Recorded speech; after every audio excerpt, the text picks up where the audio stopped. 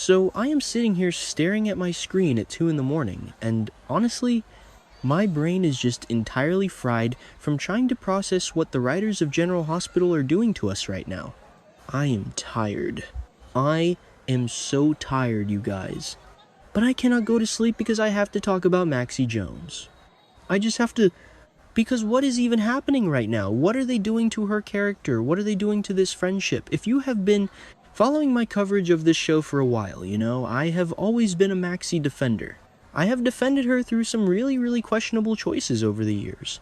But right now, I am just sitting here staring at the wall and asking myself what the actual heck is going on in Port Charles. Because Maxie Jones telling Lulu Spencer that changes how I feel about us is just, it is a gut punch. It is a massive, devastating gut punch that I don't think any of us were actually prepared for, even though we probably should have seen it coming from a mile away. Let's just rewind for a second.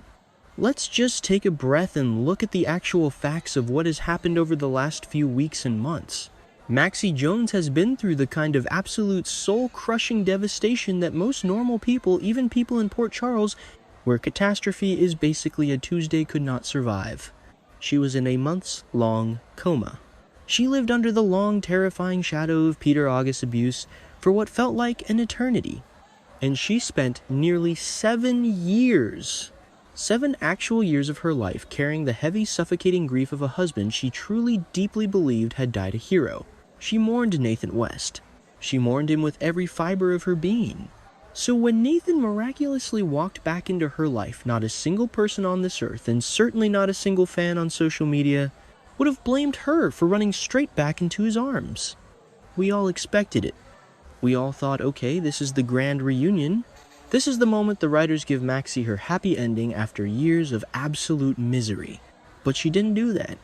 She didn't run back to him.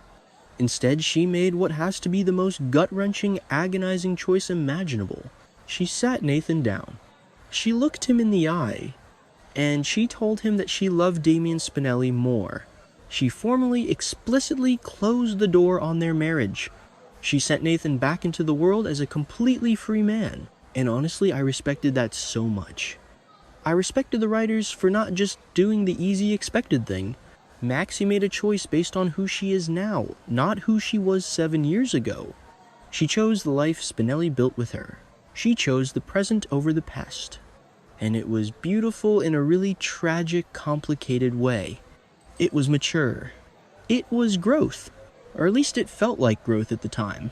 Which is exactly why it is so incredibly stunning, and I mean stunning, even to Maxie's most devoted diehard supporters, that this very same woman, the woman who literally freed Nathan and told him to go live his life, is now standing in front of her lifelong best friend and delivering these incredibly cold, cutting words that changes how I feel about us. I mean, what? What are we doing here? How do we go from I love Spinelli, go be free Nathan, to how dare you have feelings for the man I just rejected? It is giving me absolute whiplash. It is making me question everything I thought I knew about Maxie's emotional state right now. And maybe I am being too harsh. Maybe I am not giving her enough grace for the trauma she just woke up from. But it is just so hard to watch her detonate her own life like this.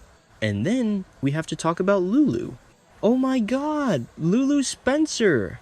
Because Lulu has conducted herself with such remarkable, unbelievable grace through all of this messy, chaotic drama. Think about it.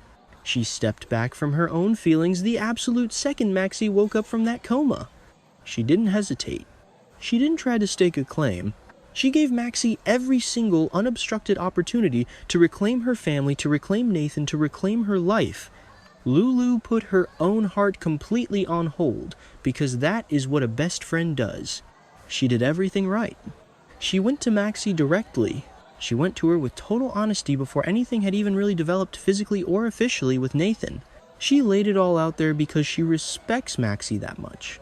And what is Lulu's reward for all of that patience? What is her prize for being the most loyal, supportive best friend on the planet? Her reward is Maxie ripping the one remaining anchor out from under her.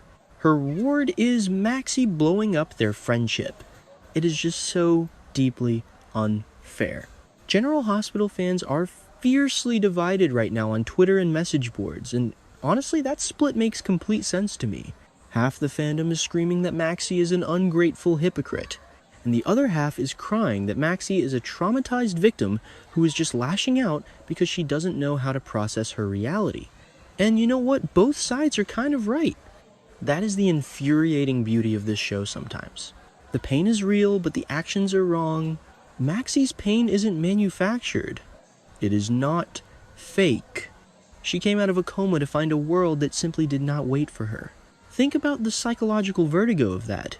Imagine waking up and finding out that your ex-husband is alive, which is already enough to break your brain, and then finding out he is already emotionally attached to your best friend. The sheer weight of that landing on you all at once would flatten most people.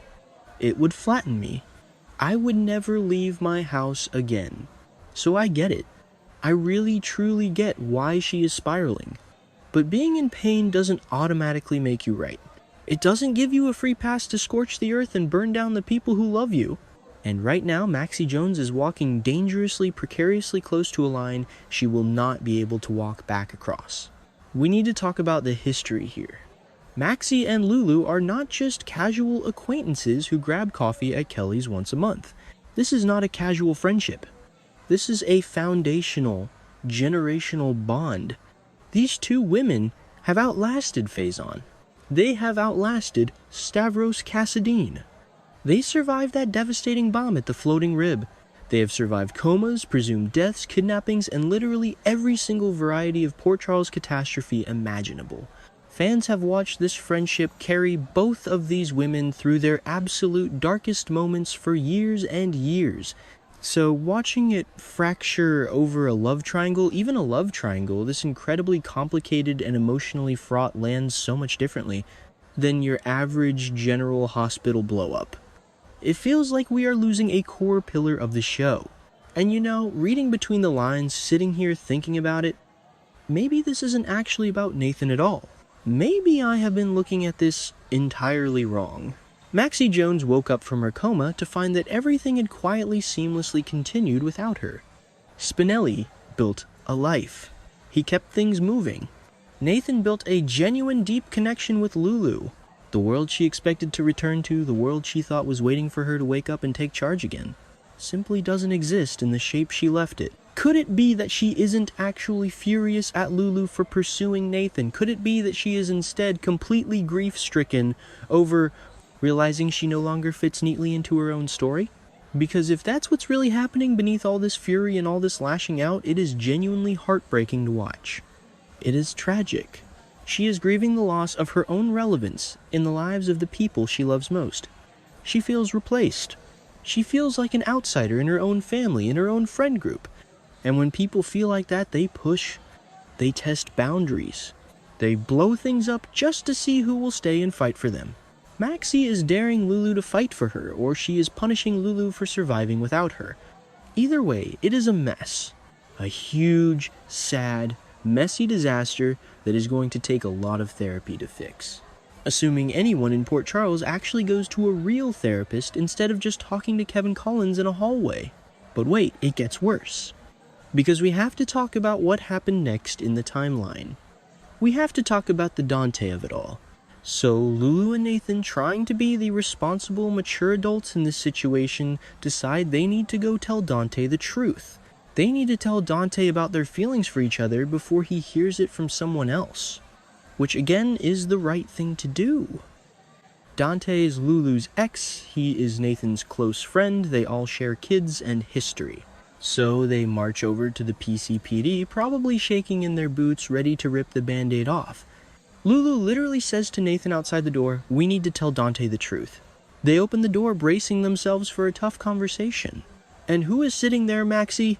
Freaking Maxie Jones. She beat them to the punch. She went straight to Dante's office, completely bypassing any sense of boundaries or decency, and just dumped the whole secret right in Dante's lap. And the promo shows Dante looking absolutely aggravated, just completely annoyed and upset. And honestly, what was Maxie thinking? What was the goal here? Was she trying to turn Dante against them? Was she trying to build an army of angry exes to make Lulu and Nathan feel as miserable as she feels? It is so incredibly petty. It is proactive sabotage. She is not just hurting, she is actively trying to inflict pain and cause chaos. And that is the part that is making it so hard for fans to defend her right now. And the thing is, we don't even know if Dante is actually that mad about the Lulu and Nathan thing, or if he is just mad that Maxie is dragging him into high school drama while he is trying to do his job. Dante has his own life now.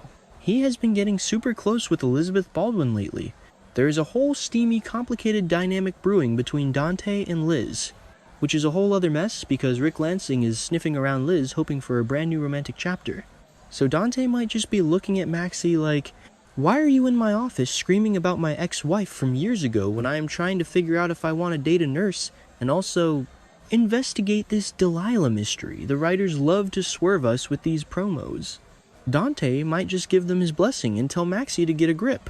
But even if Dante doesn't care, Maxie cares. Maxie is making sure everyone knows she cares. And that is why I am saying this is going to get considerably worse before it gets better. The moment Lulu knocked on that door at James's home and walked straight into an already combustible situation, the writers placed all 3 points of this volatile triangle in the exact same room at the exact same time.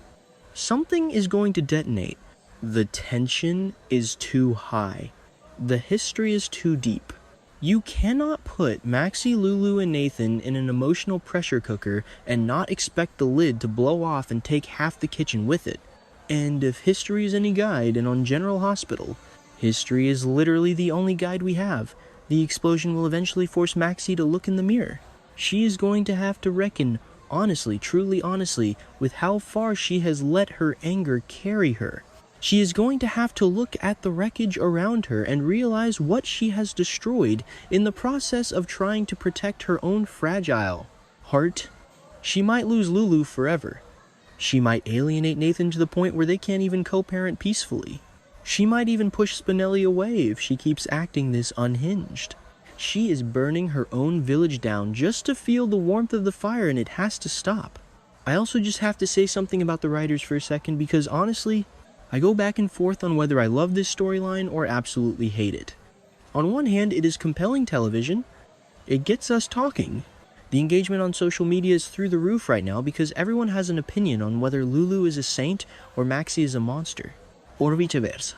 But on the other hand, it feels a little bit like trauma porn sometimes, doesn't it? Like, haven't these women suffered enough? Do we really need to pit two iconic female characters against each other over a man? It feels a little retro, in a bad way. But then again, soap operas are built on love triangles and betrayals, so maybe I am just expecting too much. Maybe I should just sit back, eat my popcorn, and watch the chaos unfold. But it is hard when you have spent literal decades watching these characters grow up. You feel protective of them. You want them to make smart choices, and when they don't, it feels like a personal letdown. Okay, that sounded a little dramatic, but you guys get what I mean. You know exactly how it feels when a show you love takes a turn that just makes your stomach knot up. We are all just along for the ride, hoping that eventually someone in Port Charles finds a little bit of peace. So, yeah, I am tired. I am emotionally drained from watching these fictional characters ruin their lives. But I also can't look away. I am invested. We are all invested. We just want them to figure it out. The axe-throwing bar is right there, Maxie. It is right there in town. Go throw some axes. Go scream into a pillow. Go do literally anything other than destroying a 20-year friendship because you are mad that the world kept spinning while you were asleep. Use the axe-throwing bar before it's too late. Please. Because I don't think my heart or the fandom's collective sanity can take much more of this self-destructive spiral. Okay, I need to go drink some water and maybe stare at a wall for an hour. See you guys in the comments.